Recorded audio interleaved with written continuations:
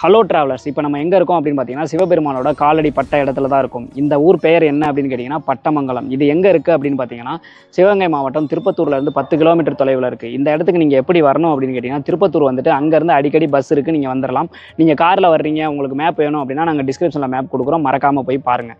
So இந்த கோயிலுக்கு வந்து எதனால் பட்டமங்கலம்னு பேர் வந்துச்சு, இந்த கோயிலோட வரலாறு என்ன, சிவபெருமானோட காலடி தரம் எதனால் எங்கே பட்டுச்சு அப்படின்ற எல்லா டீட்டெயில்ஸுமே இந்த வீடியோவில் பார்ப்போம். நீங்கள் இப்போ தான் நம்ம சேனலுக்கு வர்றீங்க அப்படின்னா இந்த மாதிரியான ஆன்மீக தகவல்கள், கோயிலோட வரலாறு, இது எல்லாத்தையுமே நீங்கள் தெரிஞ்சுக்கணும்னு நினச்சினா மறக்காம நம்ம சேனலை சப்ஸ்கிரைப் பண்ணி வச்சுக்கோங்க. இந்த வீடியோ உங்களுக்கு பிடிச்சிருக்கு, சிவனை உங்களுக்கு பிடிக்கும் அப்படின்னா இந்த வீடியோக்கு ஒரு லைக்கை போட்டுருங்க. ஓகே, இந்த கோயிலோட வரலாறு என்ன அப்படிங்கிறத பார்க்கலாம். பார்வதி தேவியும் சிவபெருமானும் கைலையில் வந்து வீட்டில் இருக்கும் பொழுது கார்த்திகை பெண்கள் போய் அஷ்டமா சித்திகள் எங்களுக்கு கற்றுக் கொடுங்க அப்படின்ற மாதிரி சிவபெருமான்கிட்ட கேட்குறாங்க. சிவபெருமானும் வந்து சொல்லித்தரதுக்கு ஒத்துக்கிட்டு சொல்லி கொடுத்துக்கிட்டு இருக்காரு. அப்போ வந்து பார்த்தீங்க அப்படின்னா கார்த்திகை பெண்களோட கவனம் செதறி இருக்கு. கவனம் செதறினதுனால சிவபெருமான் வந்து அவங்களுக்கு இந்த பட்டமங்கலத்தில் இருக்க ஆலமரத்துக்கு அடியில் வந்துட்டு சருகுகள் இடையிலையும் கல் குவியலுக்கு இடையிலையும் வந்து நீங்கள் கல்லா கடங்க, அதுவும் 1000 ஆண்டுகள் கல்லா இருங்க அப்படிங்கிற மாதிரி சாபம் விட்டுறாரு. அவங்களும் இங்கே வந்து சாபத்தை ஏற்றுக்கிட்டு இங்கே வந்து கல்லா இருக்கிறாங்க. கரெக்டாக 1000 வருஷங்கள் முடிஞ்சதுக்கு அப்புறமேட்டு சிவபெருமான் குரு வடிவில் வந்து இங்கே வந்து அவங்களுக்கு வந்து அஷ்டமா சித்திகளை வந்து போதிச்சிருக்காரு. அந்த இடம் தான் இந்த இடம். இந்த பட்டமங்கலம் பார்த்தீங்க அப்படின்னா வந்துட்டு ஒரு குருஸ்தலமாக விளங்குது. மற்ற எல்லா இடத்துலையுமே பார்த்தீங்க அப்படின்னா தட்சிணாமூர்த்தி தெற்கு நோக்கி தான் இருப்பார். ஆனால் இங்கே பார்த்தீங்க அப்படின்னா கிழக்கு நோக்கி காட்சி அளிக்கிறாரு. ஆனால் இங்கே பார்த்தீங்க அப்படின்னா கிழக்கு வாசலை மூடியே வச்சிருக்கிறாங்க. அது எதனால அப்படிங்கிறது தெரியல.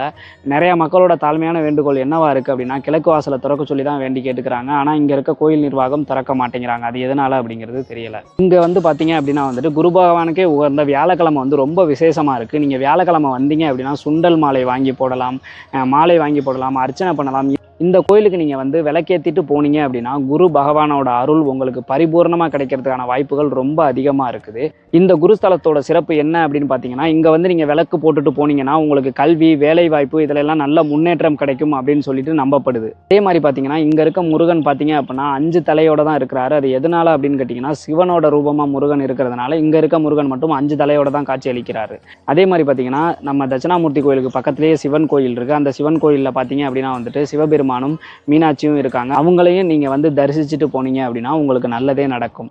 அதே மாதிரி பார்த்தீங்கன்னா ஆலமரம், இந்த குரு பகவான் வந்து பார்த்தீங்க அப்படின்னா மற்ற இடத்துலலாம் பார்த்தீங்க அப்படின்னா மரம் மாதிரி வந்து வடிவமைச்சிருப்பாங்க, அதுக்கு கீழே தான் இருப்பார். உண்மையான ஆலமரத்துக்கு கீழே இருக்கிறது பார்த்தீங்க அப்படின்னா இங்கே மட்டும்தான் இருக்குது, வேற எங்கேயும் இதை நீங்கள் பார்க்க முடியாது.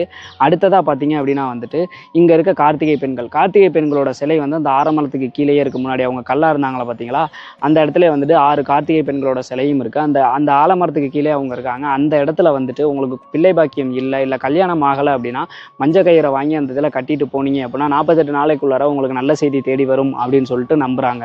உங்களுக்கு கல்யாணம் ஆகலை அப்படின்னாவோ, பிள்ளை பாக்கியம் இல்லை அப்படின்னாவோ இந்த கோயிலுக்கு வந்துட்டு நீங்கள் தாலியை வந்து அந்த மரத்தில் கட்டிட்டு தொட்டி கட்டிட்டு போனீங்க அப்படின்னா பிள்ளை இல்லாதவங்களுக்கு பிள்ளை பாக்கியமும், கல்யாணம் ஆகாதவங்களுக்கு கல்யாணம் ஆகிறதுக்கும் வாய்ப்புகள் நிறையா இருக்குது. இதையும் நீங்கள் முயற்சி பண்ணி பாருங்கள், கடவுளை நம்புங்க, கண்டிப்பாக உங்களுக்கும் நல்லதே நடக்கும். இந்த மாதிரி இன்ஃபர்மேஷன், இந்த மாதிரி கோயிலை பற்றியெல்லாம் நீங்கள் தெரிஞ்சுக்கணும் அப்படின்னு நினச்சிங்கன்னா மறக்காம நம்ம சேனலை சப்ஸ்கிரைப் பண்ணி வச்சுக்கோங்க. இதே மாதிரி சிறப்பு வாய்ந்த கோயில்களில் சந்திப்போம். அதுவரை உங்களிடமிருந்து விடைபெறுவது உங்கள் நண்பன் அருண். பாய்.